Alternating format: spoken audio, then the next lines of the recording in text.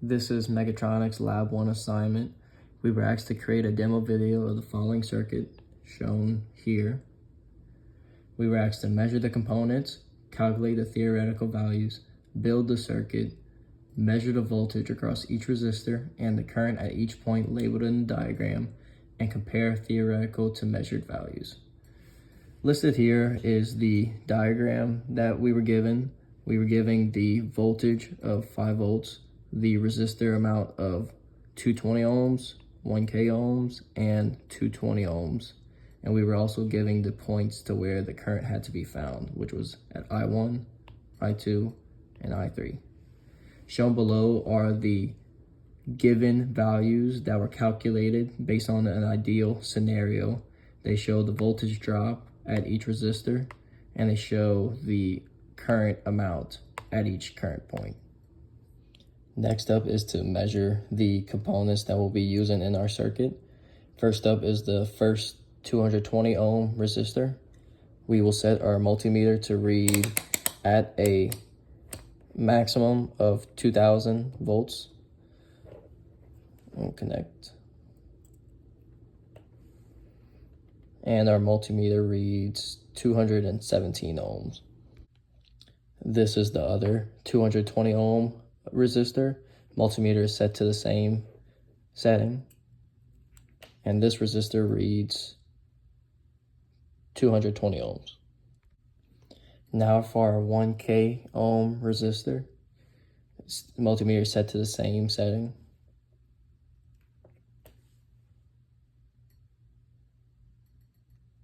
And this one reads 1003 ohms. Finally, for our power source, I have my multimeter set to 20 volts DC. I have a wire connected to the ground of the breadboard and another wire connected to the 5-volt row of the breadboard.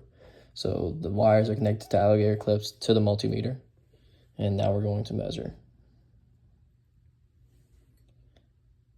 And our power source reads a voltage of about 4.97 volts. Now that we have measured the components of the circuit, in blue is the theoretical numbers that have been calculated. So we measured the voltage of the battery source.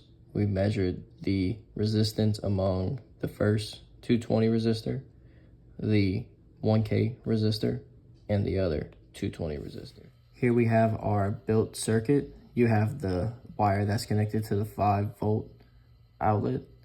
It goes and connects to the first 220 ohm resistor. This is then in series with this wire, which flows through and goes into this junction wire, which splits into this 1000 resistor and this 220 resistor. These are in parallel with each other as they are both connected to this junction wire, which is then connected to the ground wire, which is at the ground row. Now that we have our circuit built, I will now be measuring the voltage and current in the specific areas that need to be measured. So first we will measure the voltage across the first 220 ohm resistor. I have my multimeter set to 20 volts DC. And when we connect,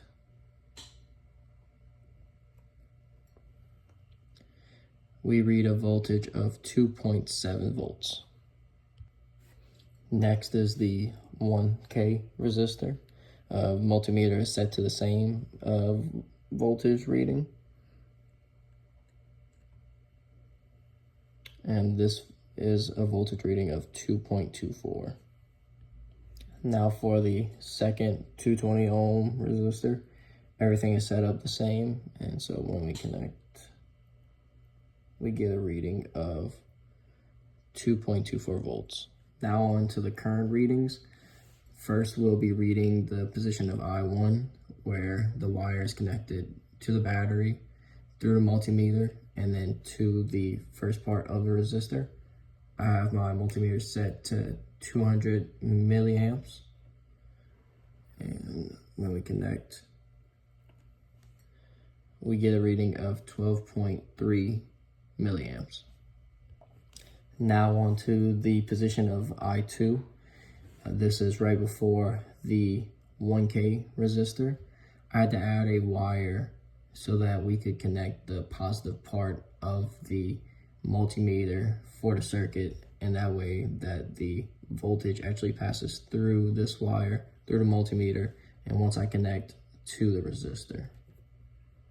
So when we connect, we get a reading of 2.1 milliamps.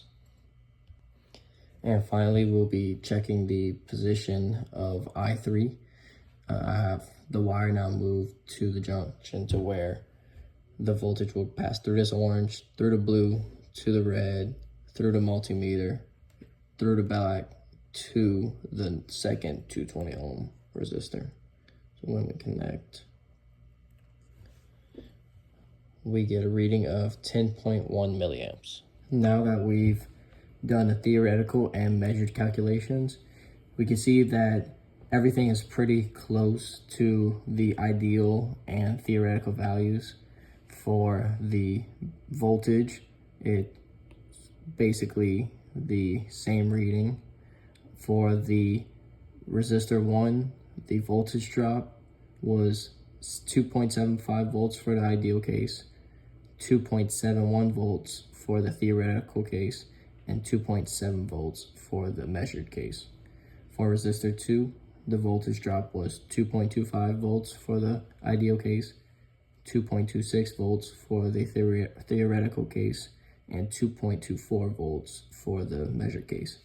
And on to resistor 3, the voltage drop was 2.25 volts for the ideal case, 2.26 volts for the theoretical case, and 2.24 volts for the measured case. So as you can see, it was really consistent with the notation of the resistors being in parallel as to where they keep the same voltage as they go down the paths. Now on to the current locations. For the current 1 location, the ideal value was 12.5 milliamps, the theoretical value was 12.5 milliamps, and the measured value was 12.3 milliamps. So not the biggest change, but a slight difference. For the current 2 location, the ideal case was 2.25 milliamps, the theoretical case was 2.25 milliamps, and the measured case was 2.1 milliamps. So this was the biggest change that we saw in the entire circuit computation. So that's just a error that happens whenever you're testing out circuit boards. And now to the location of the circuit current 3 location. The ideal value was 10.2 milliamps, the theoretical value was 10.3 milliamps, and the measured value was 10.1 milliamps. So this was also a greater variation amongst the measured theoretical and ideal values.